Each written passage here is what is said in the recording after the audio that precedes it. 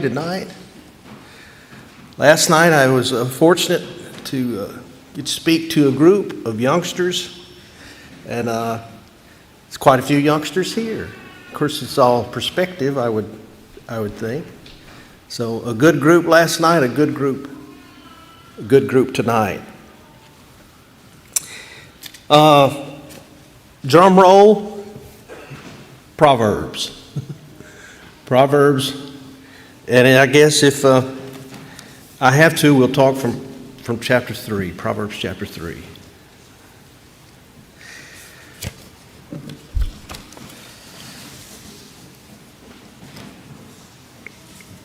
Over the course of your lifetime and over the course of your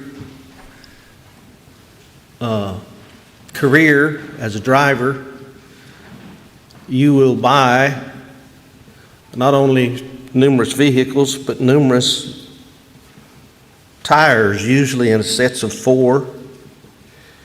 And those tires come with writings on the sidewalls that tells you all about them. And there's some people who know a lot about what those numbers say. Let's just put it this way. I doubt that any of you guys would go out and buy you a truck, and then you would come home and say, I think I need some tires, and you'd tell your wife, honey, would you go buy me some tires for my truck? Just whatever. Yeah. A tire speed rating, also called a speed index, tells you the maximum speed a tire can safely maintain over time while carrying a certain load. That's the tire load index. The speed rating of a tire is usually the last letter. All of those letters and numbers on the sidewall, the very last letter gives you the, it goes from A to Z. Off-road, light-duty truck tires, usually a L symbol, up to 75 miles an hour. You can get down to heavy-duty light truck tires of an R rating.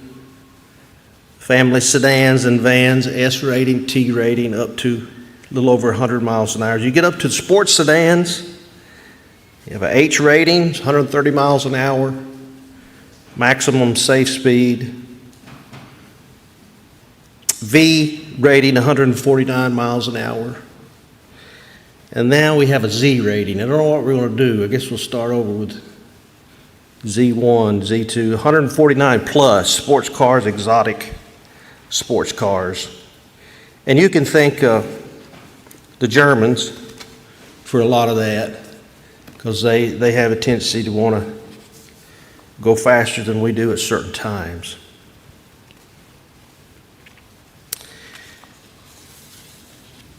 I read a story one time. Someone was asking about speed ratings. And a person answered, said, well, the speed rating is just the estimate of how much heat the tire can handle before it's damaged.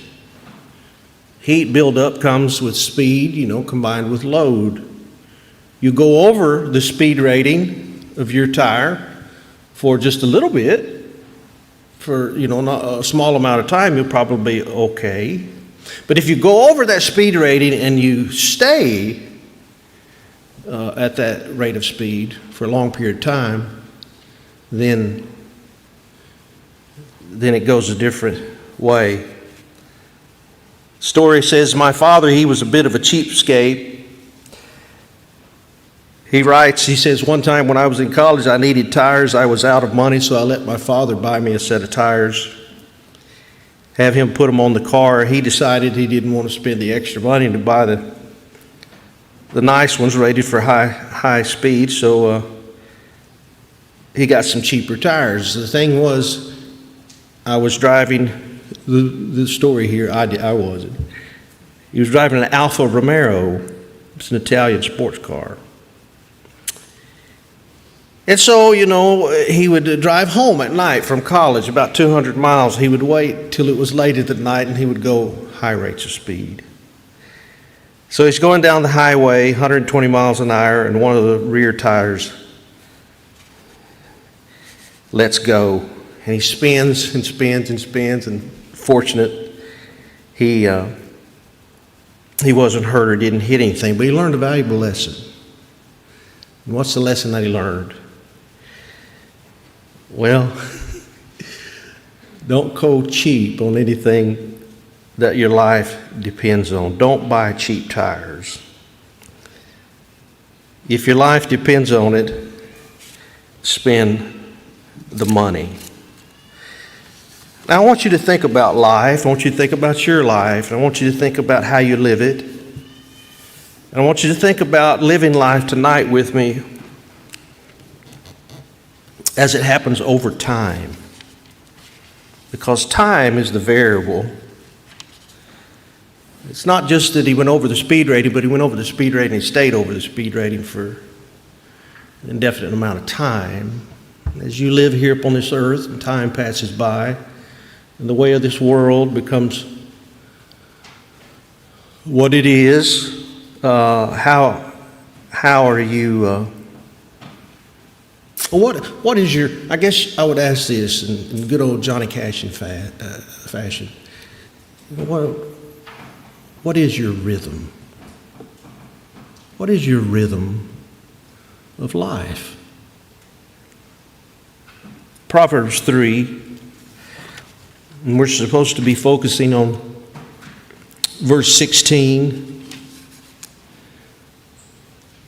Proverbs talks about life. It talks about instructions. There's a movement. There's actually even a rhythm to Proverbs itself, especially the first 9 chapters. The first 9 chapters are kind of one structure, and then you get to chapter 10 on to almost the very last chapter, and it's a different type of structure. The last 2 chapters are even a different structure.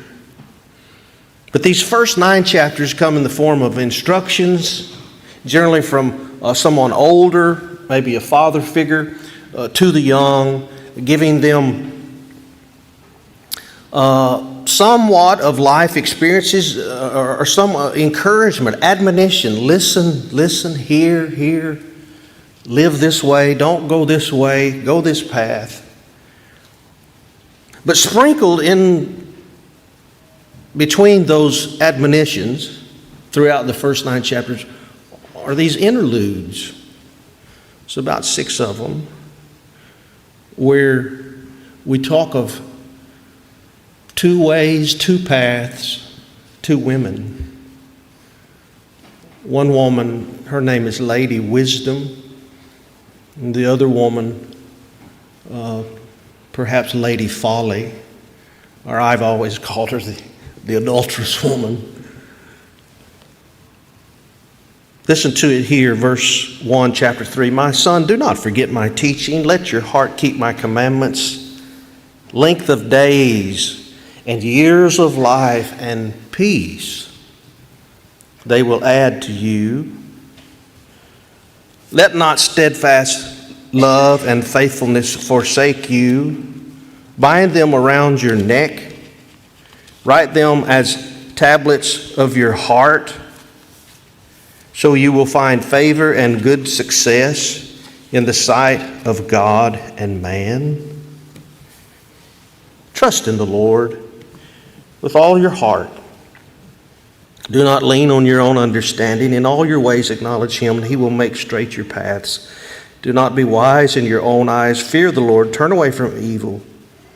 Be healing to your flesh, refreshment to your bones. Talks about discipline, verse 11. It shows up in Hebrews. And then verse 13 through 18 and following is this interlude. Blessed is the one who finds wisdom, the one who gets understanding. For the gain from her is better than gain from silver, and her profit better than gold. She is more precious than jewels, and nothing you desire can compare with her. Long life is in her right hand, and in her left hand are riches and honor. Her ways are ways of pleasantness, and all her paths are peace. She is a tree of life, to those who lay hold of her. Those who would hold her fast are called blessed. The Lord by wisdom founded the earth. By understanding he established the heavens. By his knowledge the deeps broke open and the clouds dropped down the dew. My son, do not lose sight of these. Keep sound wisdom and discernment. They will be life for your soul and adornment for your neck. Then you will walk on your way securely, and your foot will not stumble.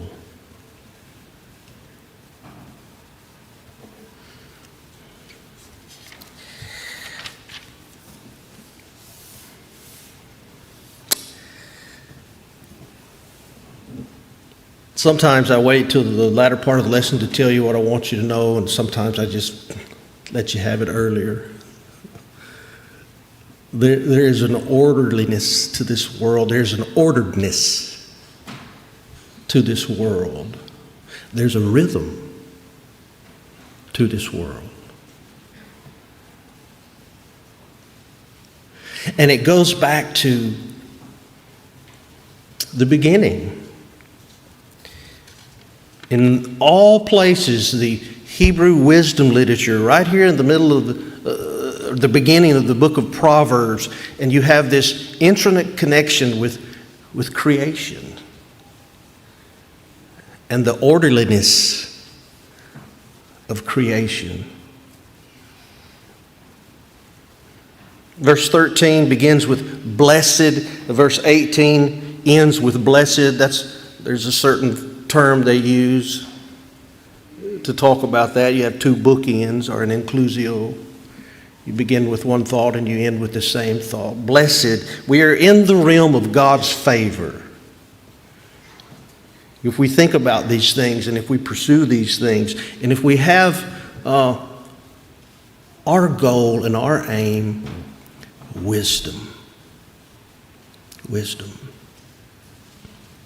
and understanding, discernment. And there's the incomparability. You have that come out in this text, that the fact that what we're talking about here is just more precious than the most precious things that we think about. You begin to talk about gold and silver and precious jewels. Then you begin to talk about those are things we monetize. Those are things we assign a quantitative value to. But what the writer here is trying to get us to understand, he's talking about something else that's far beyond those things in value. And it's a way of thinking and a way of approaching life and a way of engaging life. And doing so in rhythm with how you were created. With how you actually came into this world and how actually this world came into being in and of itself. So how do you know that? That's pretty. How did you get from Proverbs 3 and we're all the way back now here in creation and Genesis and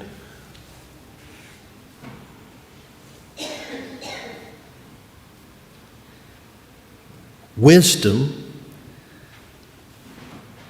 there in the beginning, wisdom, God, the Lord God, the one, the only.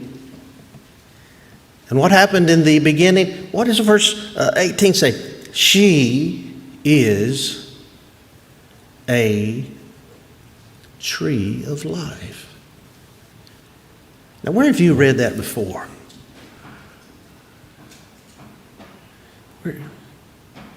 Just generally speaking, I'll tell you there's three places where this kind of brings itself out of Scripture. Of course, the beginning, the garden. And God created us for life. God created us to live. The scholars argue about, well, did that mean we were created eternal before, or would we get of the tree of life, And there's a lot of ink is spilled when it comes down to scholars fuss about certain things.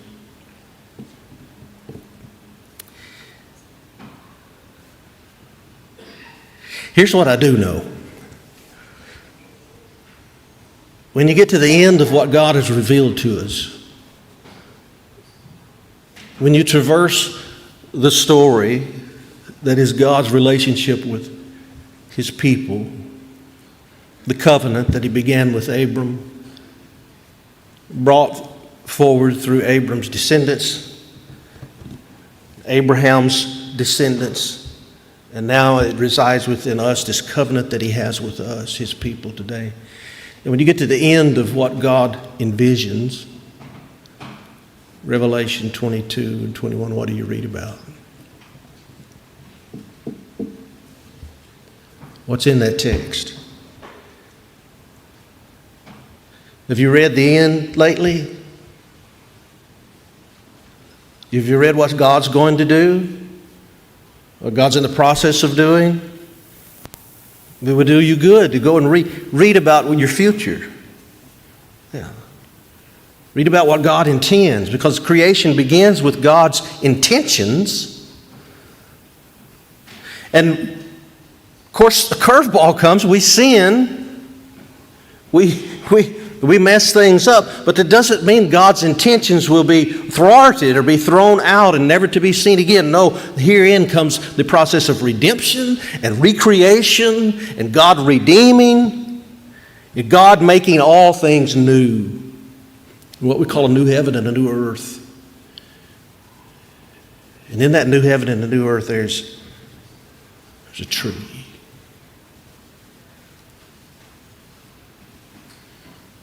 Verse 19 and verse 20, the Lord by wisdom founded the earth.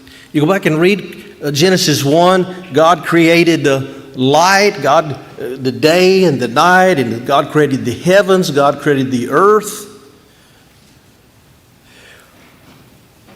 And then He comes back and He begins to feel those things. He begins to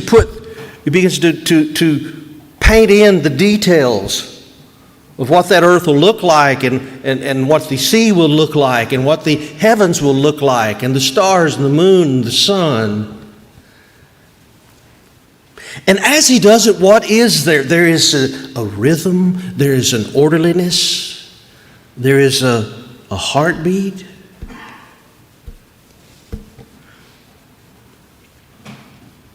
By His knowledge, the deeps broke open, the clouds dropped down the dew. You can read about what I'm talking about also in the book of Job. You ever got to the part of Job where God shows up in the whirlwind and He answers Job? And most of what He says is He says, Job, this is an interesting thing. You claim you're righteous and you have this great integrity here, and God would acknowledge some of that. He would tell Job's friends that you have spoken of me in a way that was not very good. Job spoke of me well, even though Job had a hard time understanding some things. It kind of got sucked into their way of thinking a time or two. But he would hold to his integrity. But God showed up and said, Job, where were you? Where were you in the beginning when I created and when I made? And He begins to talk about certain animals, and He begins to talk about nature, and He begins to talk about this world. And of course, Job in the end says, I was not there.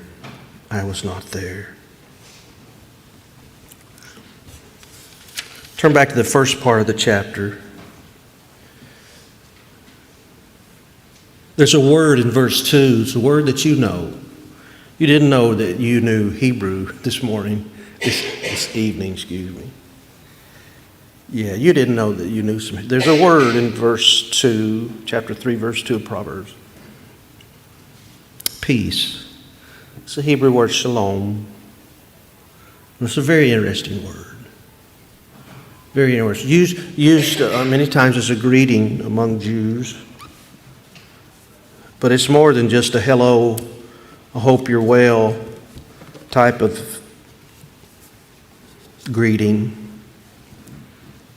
It has embedded within it a sense of wholeness and well-being that hinges on a complete, being intact, all is well type.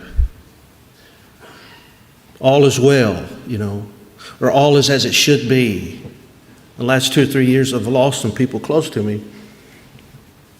And I think about those things, and at least in my mind, the way that I chronologically keep up with things is some of the thoughts that I had at the graveside services. I was speaking at my brother's graveside. I began, all is as it should be. All is as it should be. Doesn't mean everything was perfect. No, my brother lost his life at 53 with brain cancer.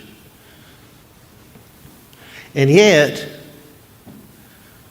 all is as it should be. And I began to think about that. Of course, I spoke from Philippians 1 on that day, and then just a month or so after my brother passed, I lost my nephew, tragically.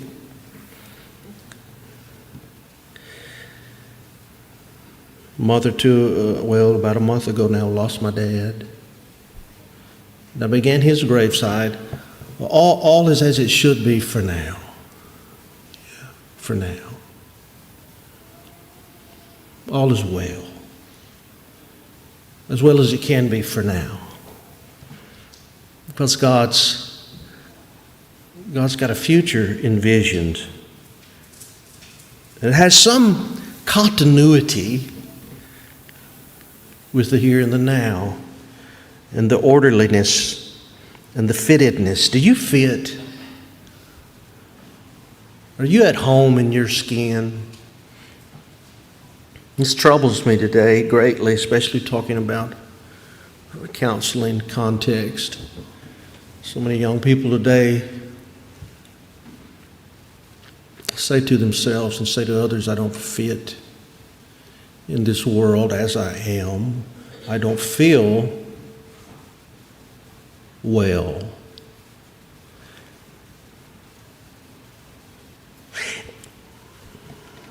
And yet, there is a morality embedded in creation. Laws of physics. You go out here and you get in your Alfa Romero. Let's say we wave a magic wand and everybody has one. You can drive it home. And you can drive as fast as you want to. And let's say you hit the oak tree that's been there 100 years before you came here. What's going to happen? Laws of physics. It's not going to end well.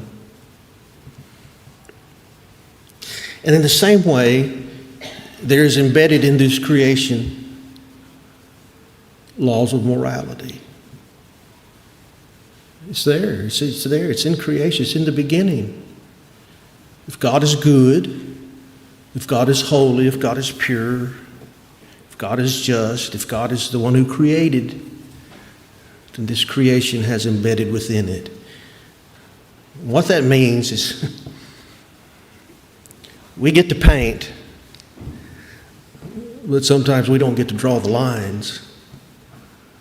No, we don't.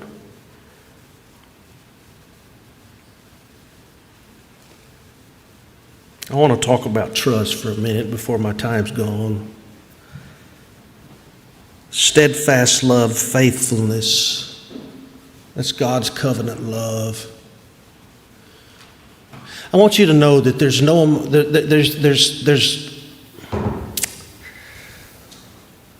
the God who calls you to love Him with all of your being has already loved you with all of His.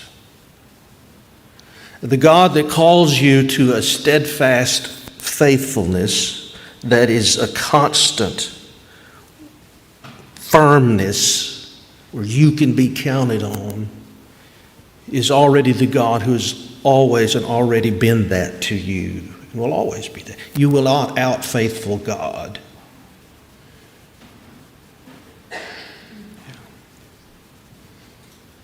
I want to encourage you to do something, especially you young people. Read the story of Abraham. Most of the people who say, what story you love most, Genesis, it's Joseph. And I like Joseph. But if you don't like the story of Joseph, I don't know if God's going to let you in heaven. Just kidding. But Abraham.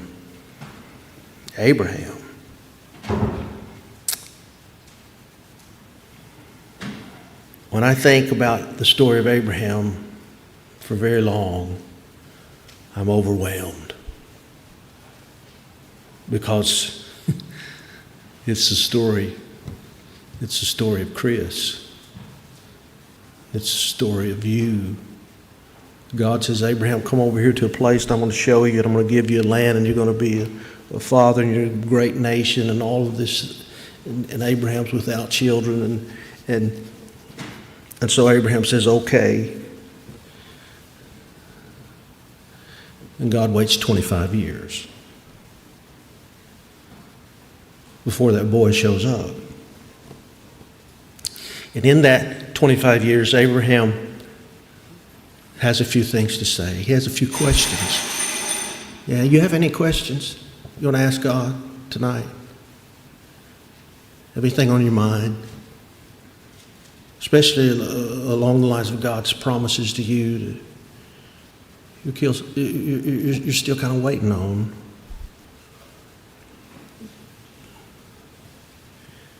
Trust. Verse 5 through 8, most beautiful passages in Proverbs. Trust. Trust in the Lord with everything, with the wholeness of who you are, with your heart, your mind, your soul, your strength. And I want to tell you, sometimes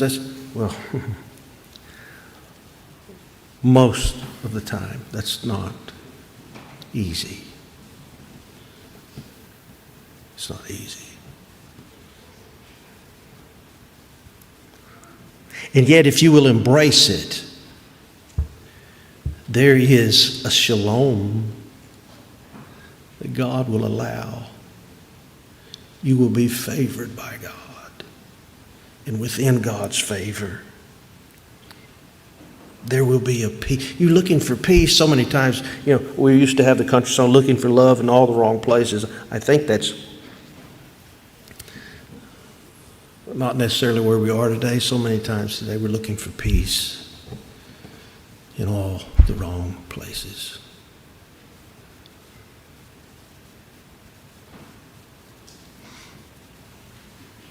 If you spend time with verse 5 through 8, you'll come to this conclusion. God is asking me to stop trusting myself. I cannot trust Him with a wholeheartedness, with the very seat and center of who I am in my cognitive and affective, in my right brain, in my left brain, in my consciousness. I cannot let go and let Him have it all if I am still at some point over here depending on myself to support myself and depending on my great insight and my great understanding. You will not think your way to heaven. I want to back up and say that again. You will not think your way to heaven. If you lean upon your ability and your rationale and your reason to work things out in such a way to put God into an equation, and let's even say, yes, go to obey your way there, you will fail. Because we are saved by grace through faith, that not of itself, but a gift of God, lest we should become boastful. As you go forward here and think about some of our thoughts, I want you to think about one other thing that I did not dive into tonight. I want you to go on back to chapter 1, and specifically verse 7. And I want you to read that verse where it says, "The fear of the Lord is the beginning of knowledge. Fools despise wisdom and instruction." The fear of the Lord. Reverential awe is how I think about that. That's not talking about the fear of a phobia, or a fear like, hey, I need to go hide type fear, or a fight or flight type fear. It's talking about a reverential awe. It means you have come up against something or someone far, far beyond who and what you are. And it just so happens to be your Creator, the one who made you, the one who made you unique and beautiful, but the one who knows you, the one who calls you to live in Him and to live in Him by trust and discover His order and discover in this creation your place, your rhythm, and where you fit. God's blessings upon each and every one of you tonight.